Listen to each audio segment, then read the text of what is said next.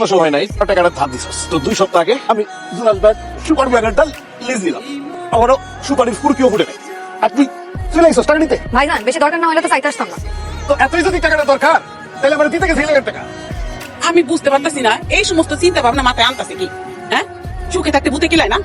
জামাই রে এই সমস্ত চিন্তা ভাবনা করতে মানা কর। তোর বাইরে দেখতেছিস না, তোর ভাই বউয়ের আসলে তলায় থাকনের লেগা বিদেশ থেকে আইসা পড়ছে। আইসা কি করবো না ব্যবসা করবো।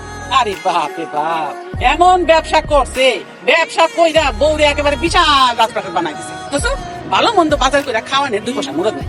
এই ব্যবসাটা একটু খারাইতে দাও। ব্যবসা করব শোনেন ভাইজান, যেই ব্যবসা 2 বছরেও পাগল যায় নাই ওই ব্যবসা কোনোদিন খারাইবো না। ডনের কথা কইতে মানা করতো আম্মা, টাকা ফেরত দিতে কও। তুমি খারাই হইছো কে খাম্বার মতো, ব্যবসাটা দাও না, লম্বা কাম খারাই খারাই হইছে এখানে। সরো। আরে তোকে একটা চেক দেখাইতে, আমার টাকা ফেরত দিতে কও। আজকাল দেখতেছিস তো ব্যবসার অবস্থা ভালো না। জামাই বিদেশ থেকে আইসা যদি কোনো কিছু করতে না পারে, তখন কি আমার কত তার থেকে তুই জামাইরে ভালো করে বুঝাই ক যে বয়স তো আছে, যে কয় বছর পারে বিদেশে থাইকা একটু ক্যাশ ক্যাপিটাল জমাইয়া তারপরে আমি দেশে আসে। তো জলদি টাকাটা চাওয়া উচিত হইব না। তারপরও তুমি সমস্যা নাই, আরেক জায়গা থেকে টাকার ব্যবস্থা করতেছি। আমার এক বন্ধুরে কইছি, ও কইছে জানাই।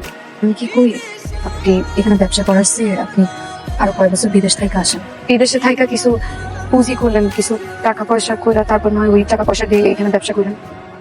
ব্যবসা তো আর সবসময় এইভাবে হয় না। তোমার সারা বিদেশে কিভাবে থাকবো? আগে তো একা ছিলাম, এত কিছু বুঝতাম না। ধরায় না ধরলে আমি রাতে বেলা ঘুমাইতে পারি না। তোমার তুমি বিদেশে আমি একলা কিভাবে থাকবো?